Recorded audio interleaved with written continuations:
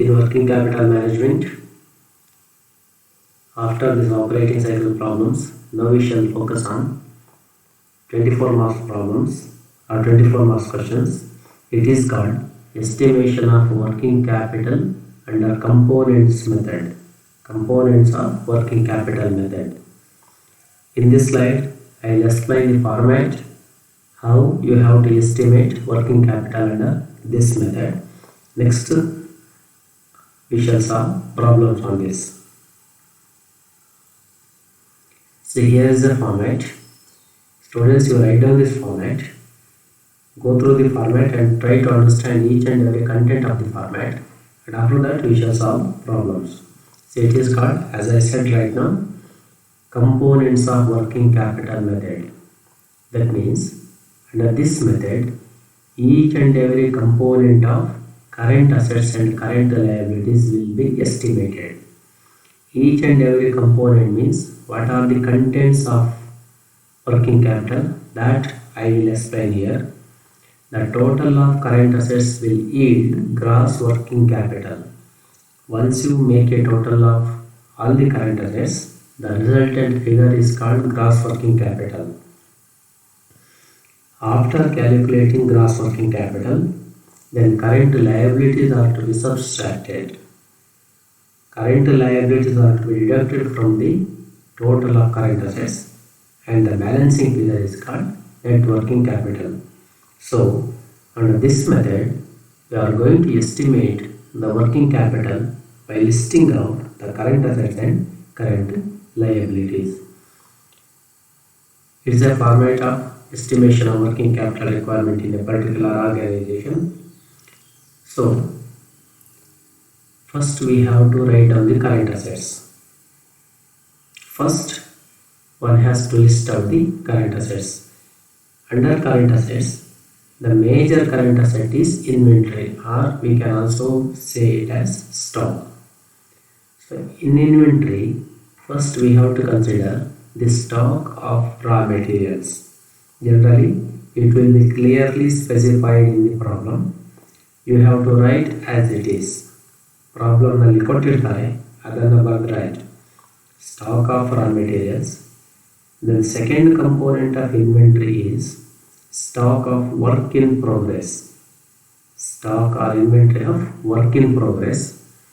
Under this work in progress, generally we will consider 100% of raw material and 50% of labor and 50% of overheads. It is X% of labor, Y% of overheads is specified here.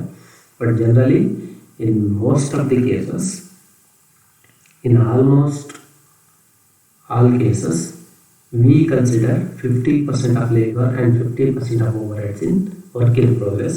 This concept you will understand while working out of the problems. Then, inventory of finished goods. By that, the concept of inventory is over.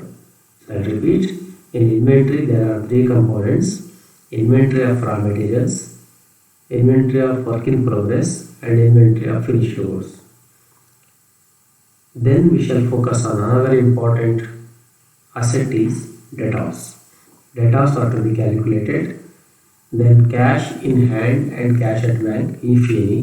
Generally in working capital estimation, cash in hand will be there.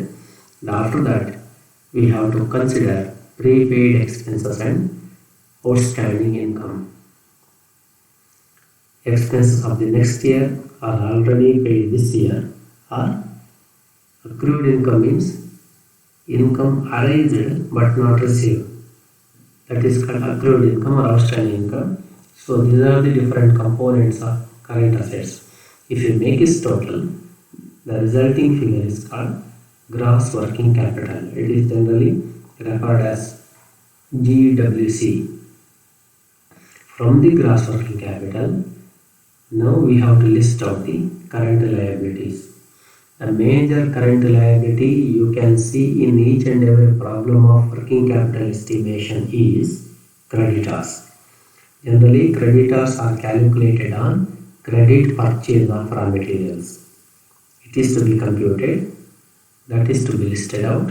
Then lag in payment of any of the expenses. Lag in payment means delay in payment, that is outstanding expenses. For example, outstanding wages, outstanding salary, income tax payment, or any other expenses, any other overheads. So these three current liabilities generally arises in each and every organization. They are to be totaled, and the total of the current liabilities is to be deducted from the gross working capital. Once you deduct the total of current liabilities from the gross working capital, the balancing figure is called net working capital. It is the final answer. So in this way, we have to calculate or estimate working capital requirement.